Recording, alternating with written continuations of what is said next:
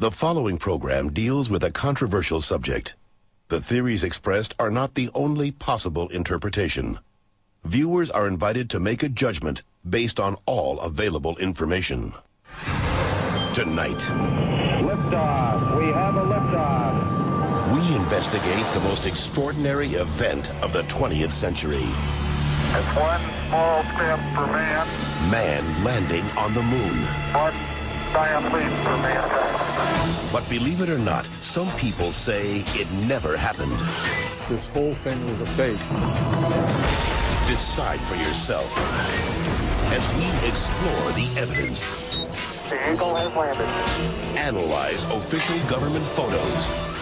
What a ride, what a ride. Examine the films. The flag flaps on the moon where there's no atmosphere. And hear the testimony of one former astronaut who's not afraid to speak his mind.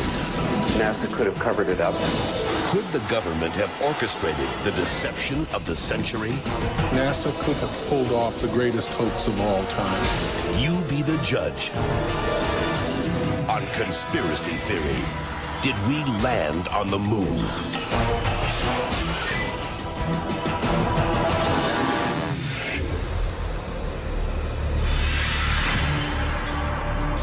On July 16th, 1969, America held its breath. 10, 9, ignition sequence start. 6, 2, 1, 0. All engine running. Liftoff. We have a liftoff.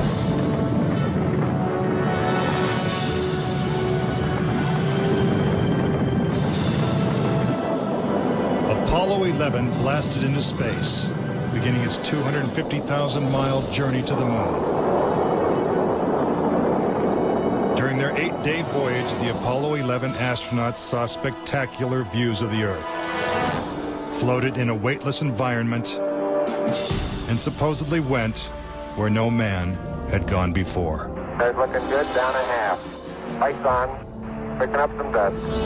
4 forward, drift into the right a little. Contact light. Okay, engine stop. We copy you down, Eagle. Houston, Tranquility Base here. The Eagle has landed. But did it? Did they really land on the moon?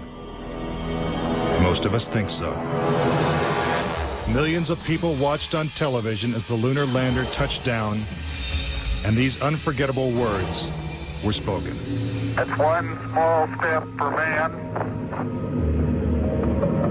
One giant leap for mankind. But even today, there are those who claim that believing in man's one small step requires one giant leap of faith. Bill Casing was an analyst and engineer at Rocketdyne, the company that designed the Apollo rockets. There were many problems that evolved during the 60s that led people to believe that we're never going to make it to the moon.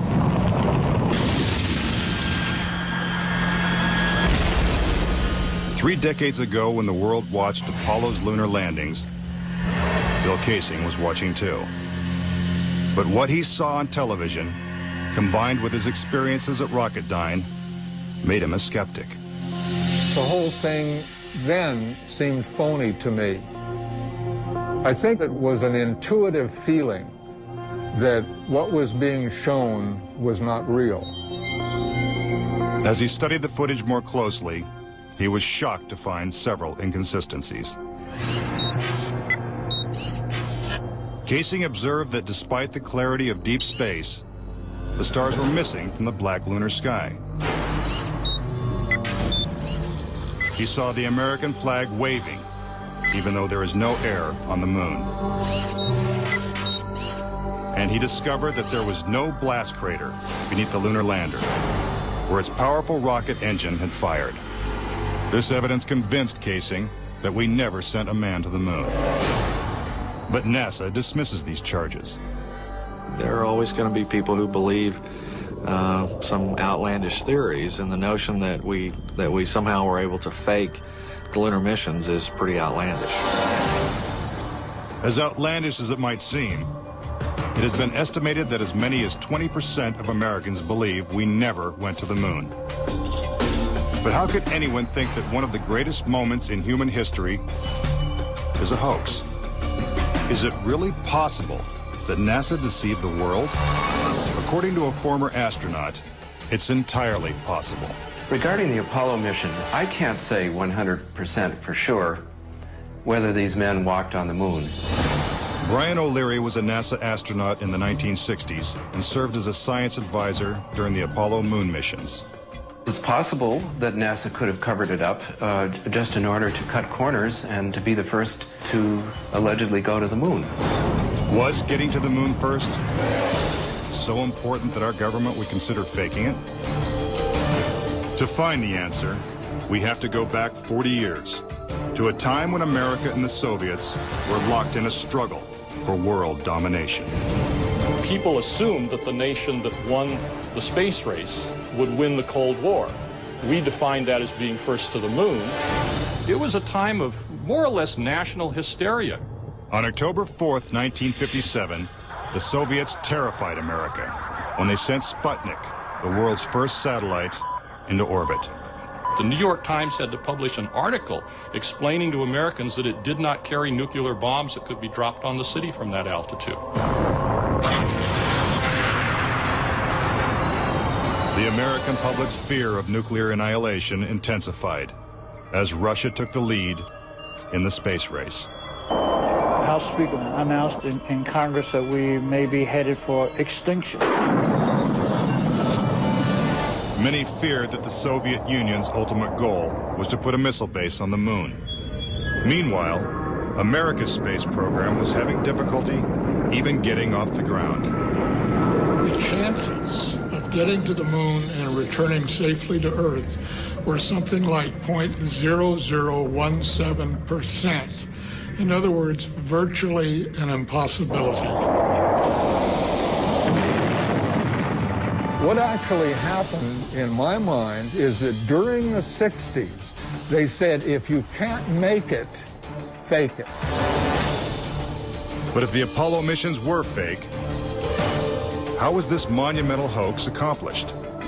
According to Casing, the launch of Apollo's Saturn V rocket was real. It just never sent astronauts to the moon. The astronauts were launched with the Saturn V.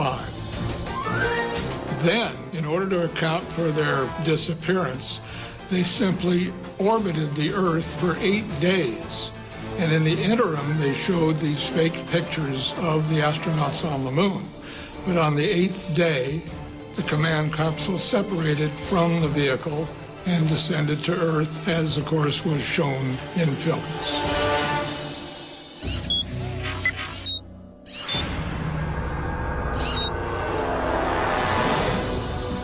This theory inspired the 1978 movie Capricorn 1, in which the government attempts to fool the world by faking a mission to Mars.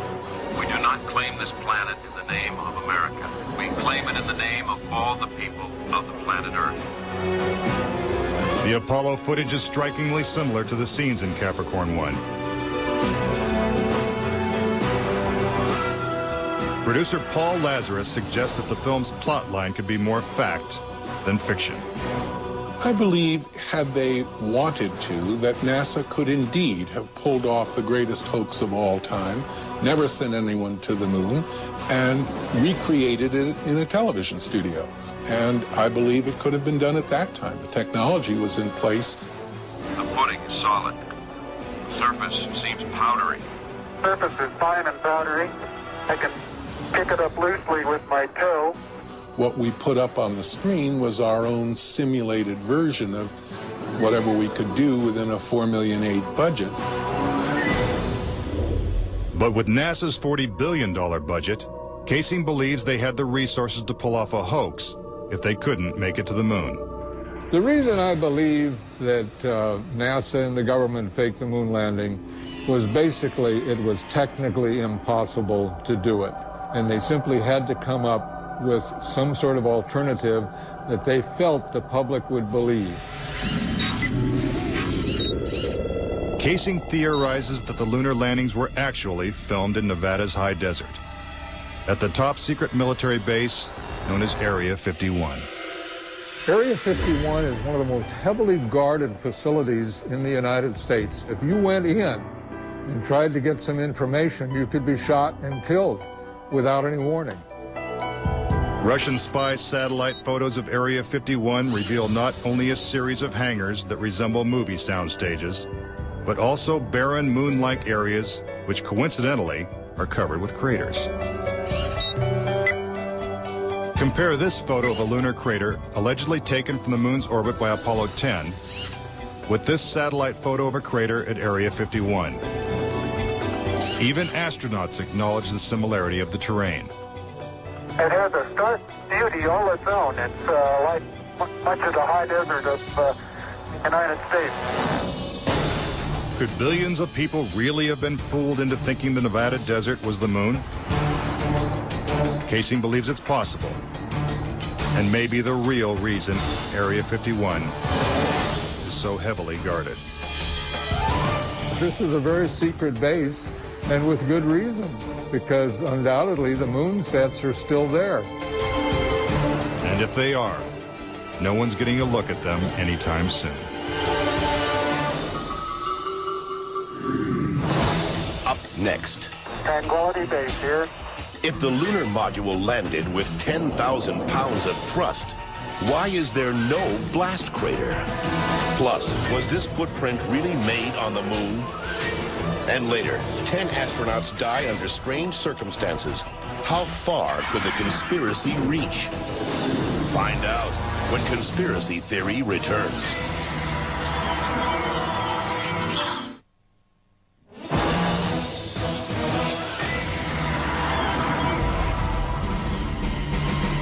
We've all been led to believe that on July 20th, 1969, the Lunar Excursion Module, also known as the LEM, carried American astronauts to the surface of the moon. But could it have simply been a prop lowered by wires onto a movie set? Bill Casing says that this may explain the absence of engine noise in the official NASA footage.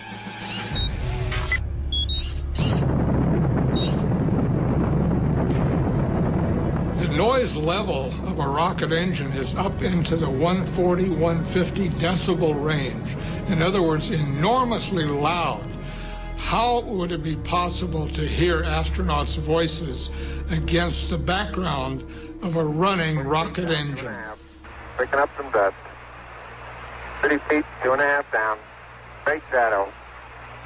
4 forward, drift into the right a little. Contact light. Okay, engine stop. Is this evidence that the footage is actually fake? A sequence shot in a controlled environment here on Earth? Just months before this historic landing, a prototype LEM was flight tested at Ellington Air Force Base. While NASA cameras record the test flight, Neil Armstrong struggles to control the unwieldy craft. Then, at approximately 300 feet, the lander flies wildly out of control. At the last second, Armstrong ejects.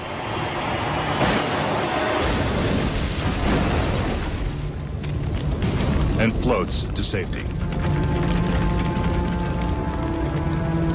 If the lander was so unstable and difficult to fly in the controlled environment of Earth, then how could the LEM land 6 times flawlessly in the alien environment of the moon? The LEM had a single engine mounted dead center, and then they had little push jets, thruster jets, a couple of them up on top. This was supposed to control their attitude as they came down. Well, I'll tell you a secret. The instant you moved your tail in that cabin an inch, you would change the load pattern, it would begin to tilt, and it would start that thing spinning.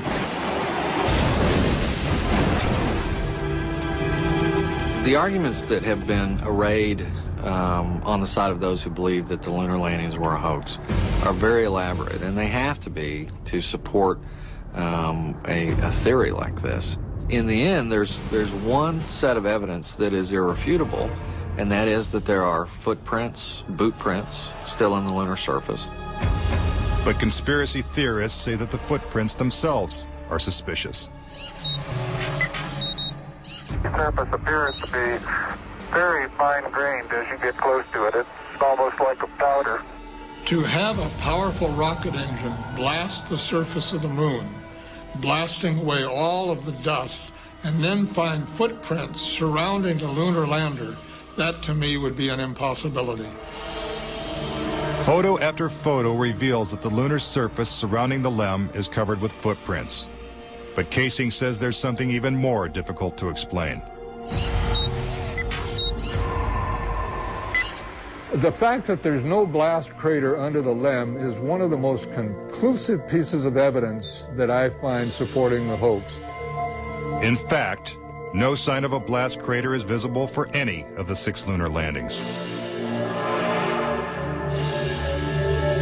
But LEM specialist Paul Fiel says he can explain why the lunar module left no crater when landing on the moon. The amount of thrust that you need coming out of the bottom of the descent engine is about 1,500, 2,000 pounds of thrust. And all that does is just push dust away. There's no burning or anything like that. Yet NASA's own scientific illustrations clearly depict a blast crater. Then there's one other point. If they had truly landed on the moon, this dust would have then descended on the lunar lander, on the foot pads, and we find not a trace of dust on the foot pads. When I discovered that alone, I said, no way am I looking at a lunar lander that landed on the moon. Could it be that the LEM was just a prop on a giant lunar movie set? When Armstrong said, that's one small step for man and one giant leap for mankind, the footprint that he made could have easily been made in Area 51. Casing points out that the LEM's departure from the lunar surface is even more suspicious. In the footage of the ascent stage going up, what you don't see is an exhaust plume coming out of the rocket engine nozzle. What a ride, what a ride. But what do we see? We see the ascent stage suddenly pop up without any exhaust plume whatsoever, as though it were jerked up by a cable. Is this evidence of a conspiracy? Was the government capable of such a massive cover-up? To propose that this was all faked and a hoax, they have to say that every piece of evidence, that every physical, scientific test that one could offer to support the reality of the lunar landings, they have to say that all of those are fake. I would say that my conviction that Apollo was a fake was really not according to one specific piece of evidence, but it was cumulative. This whole thing was a fake. Coming up. We're getting a picture on the TV. If there's no air on the moon, why is this American flag waving? Plus, could these official NASA photos have been doctored? All of the photographs were faked. And later, is it possible for humans to have survived the deadly radiation in deep space? When Conspiracy Theory continues.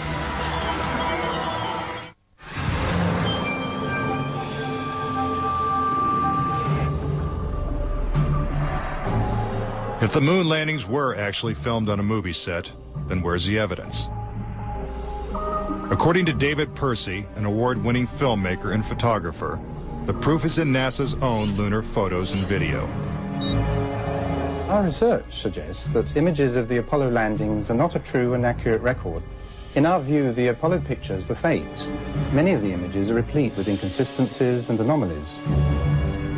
In fact, Percy claims that when examined, these images suggest that man never went to the moon at all. This famous scene of man taking his first steps on the lunar surface is one of the most recognizable in history. But why are such important images so grainy and hard to see? And we're getting a picture on the TV. You got a good picture, huh? NASA claims it's the result of 1960s technology. But if you go back and look at it, The Apollo 11 mission was some pretty awful video by today's standards. These were ghostly images. It just did not look very real at all. And that was a function of the transmitter at the time, the camera at the time that we had available to us to fly on Apollo 11. But investigative journalist Bart Sabrell believes that NASA intentionally made the images hard to see. NASA orchestrated the hoax in a very unique way through television. They had one picture which they completely controlled, black and white, grainy, that convinced everybody we were on the moon. We had no reason to doubt it. They had complete reins over the pictures, over the sound. I mean, sad to say, it was easier than people believe. But despite the lack of clarity, conspiracy theorists see evidence suggesting that these images were staged. It's absolutely unreal. Although it appears that the astronauts are moving in the moon's gravity, which is 1/6 that of the Earth, Percy notes that when the speed of the film is doubled, the astronauts appear to be running as if in Earth's gravity.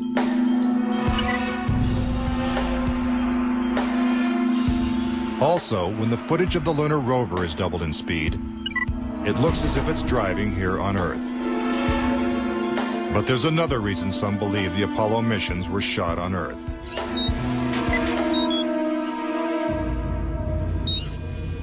If there is no air or wind on the moon, why is this American flag waving? The fact that the flag flaps on the moon where there's no atmosphere means that there must have been a little blast of wind out in Area 51 where they shot this. Could these questionable images simply be the result of astronauts struggling to plant the flag into the lunar surface? Or is there more going on than meets the eye? What about the still photography? Some say the design of the bulky spacesuits would have made it extremely difficult for the astronauts to operate their chest-mounted cameras. The man who designed these cameras is Jan Lundberg. Once on the moon, on the lunar surface, in the dress, in the life support system, you couldn't see the camera. They couldn't bend their head that far down. They had no viewfinder. They had to aim by moving their body. Click, click, click. If the cameras were so difficult to manipulate, how were thousands of photos taken with crystal clarity and precise framing? The pictures that we see that allegedly were taken on the moon are absolutely perfect. But with closer examination, Casing says flaws begin to emerge. Unfortunately, errors were made which are now being discovered. Conspiracy theorists point out that lighting is a major flaw in the lunar photos. Case in point, on the moon, the astronauts' only source of light was the sun. They had no extra lighting, no flashes or things like that. Yet in this photograph from Apollo 14, the shadows are cast in different directions, suggesting multiple light sources. The shadows cast by the rocks in the foreground should have been east-west, like the LEM shadows. And in this photo from Apollo 17, again the shadows are pointing in different directions. Outside in sunlight, shadows always run parallel with one another. So the shadows will never intersect. Conspiracy theorists say it's not just the shadows that indicate the use of additional lights, but what has been photographed in the shadows. For example, here's an astronaut who descends into a huge shadow cast by the lunar module. Yet his entire body is still visible. How is it that he is not shrouded in darkness? Here's the same maneuver from another Apollo mission.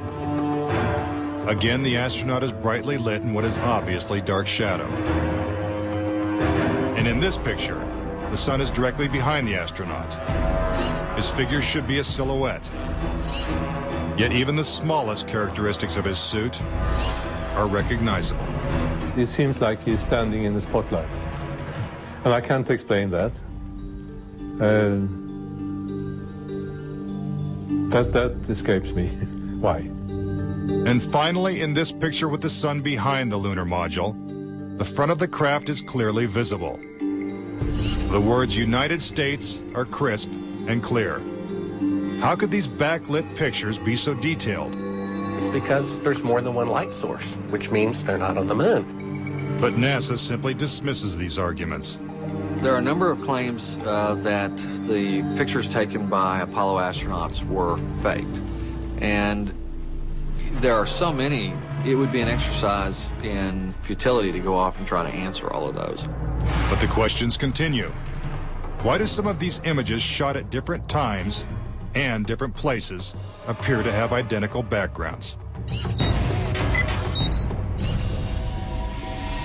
These two photos seem to have the same mountain backdrop, yet the lunar module is only present in one of them. Seemingly impossible, since the LEM never moved and its base remained even after the mission. What a ride, what a ride. Some suggest the same artificial backdrop was used when shooting two entirely separate pictures. Background discrepancies are also apparent in the lunar video. The best evidence are some pictorial anomalies in the photographic record of the trip to the moon. There is one for Apollo 16 where the same shot, the same hill, appears in 2 different days. This tape was shot on what was reported to be the first of Apollo 16's lunar excursions. But it couldn't pick a better spot. And this video was from the next day at a different location. That is the most beautiful sight. NASA claims the second location was 2.5 miles away. But when one video is superimposed over the other, the locations appear identical. The conspiracy theorists see that as evidence that we didn't go to the moon, that it was staged, and the opposite point of view is that it's a case of bad editing. It's absolutely unreal. Conspiracy theorists claim that even closer examination of the photos suggest evidence of doctoring.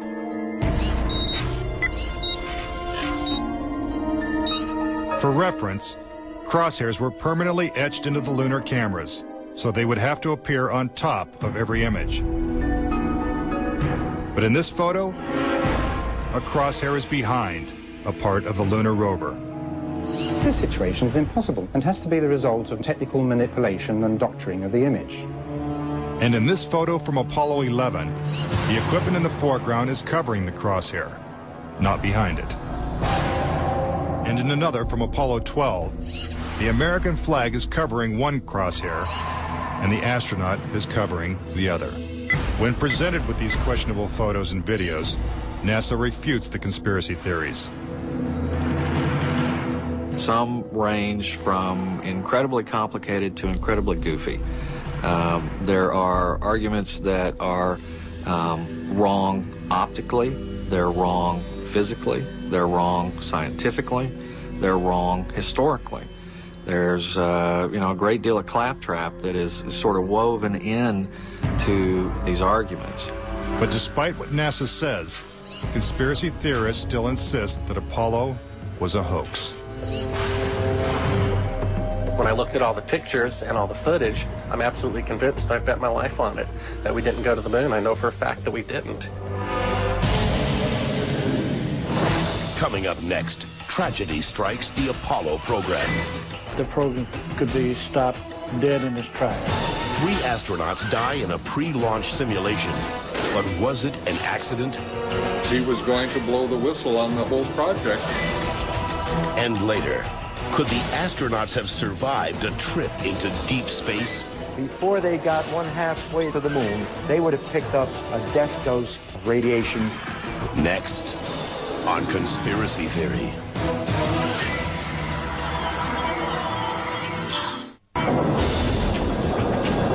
If what conspiracy theorists say is true, how could NASA perpetrate such a widespread hoax without someone from the inside blowing the whistle?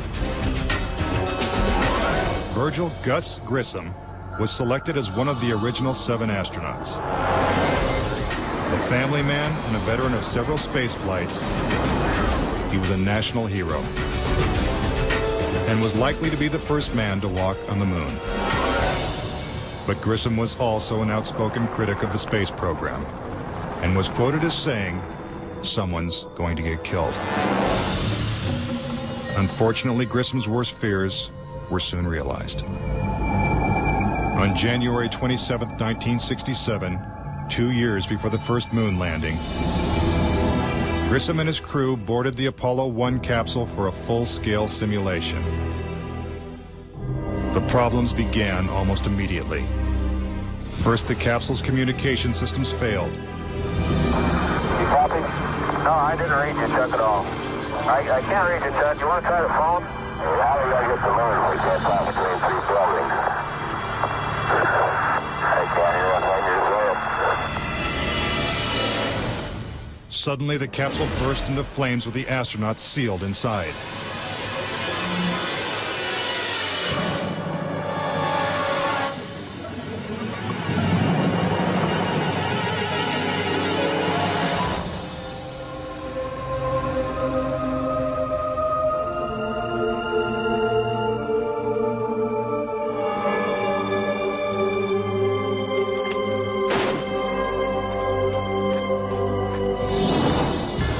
Tragically, Gus Grissom, Ed White, and Roger Chaffee lost their lives before ever leaving the launch pad.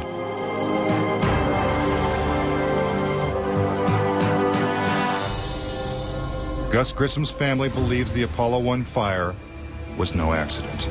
I think it was intentionally sabotaged by someone. It's been a question in my mind, what was found in the accident investigation and how was that handled? Was the CIA involved or whoever? But it was done intentionally. Grissom's family doesn't know who was responsible for his death or why it happened. But they say NASA knows the truth. Gus gave his life for this program, and I feel like that it is up to NASA to come forward and give us a direct answer to what really happened. Were Gus Grissom and the Apollo 1 astronauts victims of a tragic accident? Or were they intentionally silenced because they knew too much? We may never know. The cause of the fire is still a mystery, and the capsule remains locked away at a military base. But Grissom wasn't the only Apollo critic to meet with a suspicious and untimely death. Thomas Ronald Barron was a safety inspector during Apollo 1's construction. After the fire, Barron testified before Congress that the Apollo program was in such disarray that the United States would never make it to the moon. He claimed his opinions made him a target. Has there been any pressure on you by NASA? Nothing. We were, my wife and I were somewhat harassed at home when the first thing broke some time back, but it's gone away now. As part of his testimony, Barron submitted a 500-page report detailing his findings. There was a real fear that the program could be stopped dead in its tracks. Then exactly 1 week after he testified, Barron's car was struck by a train. Barron, his wife, and stepdaughter were killed instantly. I believe that Thomas Ronald Barron was murdered because he had the truth to tell about the Apollo project. Barron's report mysteriously disappeared, and to this day, it has never been found. But the Apollo program continued, and so did the string of untimely deaths. Between 1964 and 1967, a total of 10 astronauts lost their lives in freak accidents. These deaths accounted for an astonishing 15% of NASA's astronaut corps. To keep something that's alive wrapped up and covered over, you've got to eliminate all the people that can talk about it. Could the government have gone this far to pull off such an elaborate hoax? NASA says it's impossible. There were probably 250,000 people who were directly involved in the Apollo program, and another 500,000 people beyond that. 750,000 people can't keep a secret like that. That's just not going to happen. But Bart Sabrell insists that most NASA employees knew nothing of the deception. Very few people at NASA knew. The thing is so departmentalized. You got the person building the bolts in Houston, or doing this in Seattle, or doing this in Florida. No one knows the full picture. So, you had no one seeing the full picture of anything except a handful of people. If the conspiracy theorists are right, and only a few people knew the whole story, then the truth may remain buried forever. When we return, could the astronauts have survived the deadly radiation of space? Getting them past the radiation belt would have been impossible. And a Russian cosmonaut breaks his silence when conspiracy theory returns.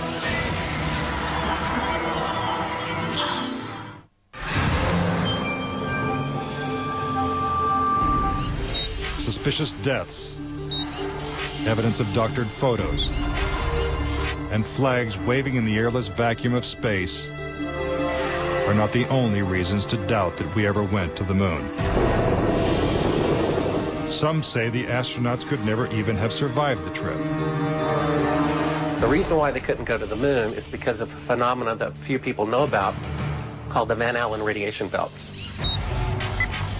500 miles above the Earth, these bands of intense radiation surround our planet and are thousands of miles thick. Any human being traveling through the Van Allen belt would have been rendered either extremely ill or actually killed by the radiation within a short time thereafter. Other than the Apollo missions, no other manned space flight has attempted to pass through this deadly radiation. Every manned mission in history, Gemini, Mercury, Skylab, the Space Shuttle, has been below the radiation belt, all except going to the moon. To protect the astronauts, the capsule would have needed 6 feet of lead shielding, according to physicist Ralph Rene. Obviously, the only shielding they had was the literally paper-thin outer hull of aluminum, and their suits consisting of glass fiber, some aluminum fibers, and silicon rubber. It's very interesting concerning radiation that the astronauts were protected by a thin film of aluminum when here on Earth they put a lead shield on us when they take a dental x-ray. Some theorize that if the Van Allen belts didn't kill the astronauts, even deadlier doses of radiation deeper in space would have. Violent explosions in the sun called magnetic storms flood space with intense radioactivity. A magnetic storm will come along, and that can increase the intensity of the radiation belts by maybe 1,000 times above what it was before. According to Rene, the Apollo 16 mission coincided with one of the sun's most intense storms ever recorded. Around the rotating sun came this immense flare, the biggest one of the 20th century. It went on for 3 or 4 days. All the while it's slowly rotating around. Although the effects of radiation are horrific, ranging from hair loss to cancer to death, the solar flares had no adverse effect on the Apollo 16 crew.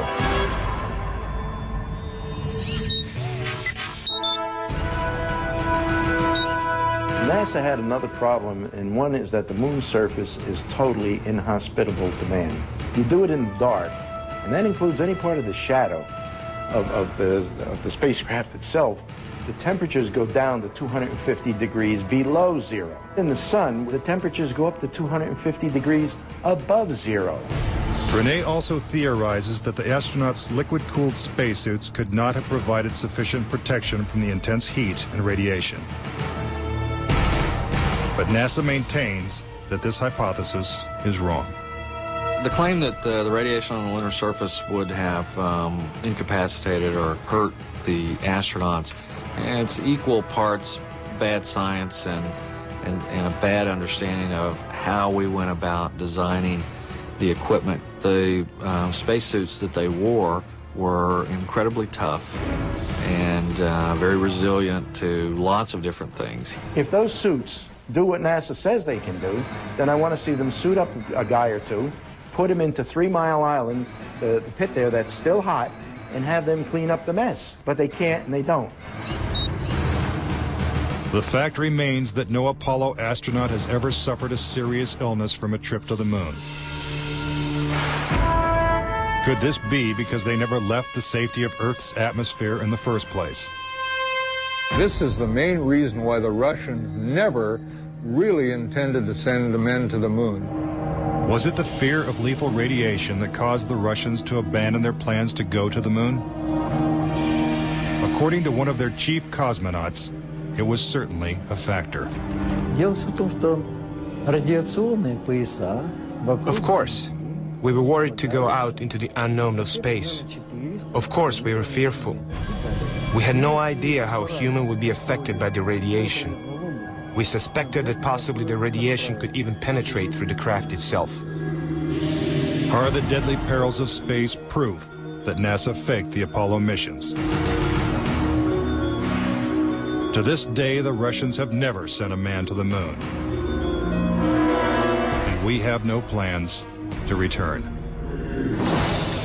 A final word when conspiracy theory continues.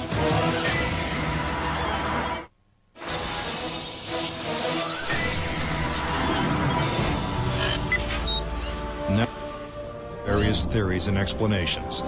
Do you believe it's possible for our government to perpetrate such an incredible hoax? Is it conceivable that with its $40 billion price tag, the Apollo program was nothing more than the most expensive movie ever made?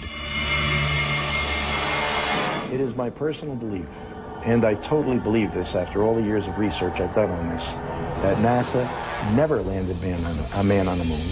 I would say that anybody who believes that we did not go to the moon is an absolute nut.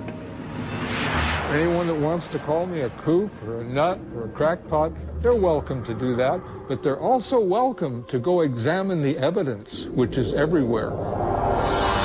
Bottom line, the United States went to the moon in the 1960s and the 1970s. End of story.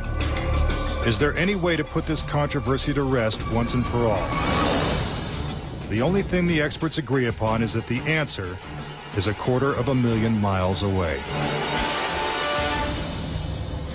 If NASA truly landed on the moon, remnants of the 6 successful Apollo missions would have been left behind. The base structures of the LEMs, the abandoned lunar rovers.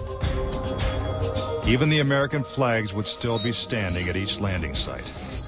I would like to invite NASA and all of their supporters to simply take the most powerful telescope on Earth and see if there's a lunar lander there. If there's a lunar lander there, I'll never say another word about an Apollo hoax. If there's no lunar lander there, I'll rest my case. But no telescope exists that can examine the moon in such detail. Do objects from the Apollo missions remain on the moon in silent testimony? Or is the conspiracy theory true? In 2 years, Japan will send an orbiter to take close-up photos of the moon's surface. What will they find? Until then, the question remains, did we land on the moon?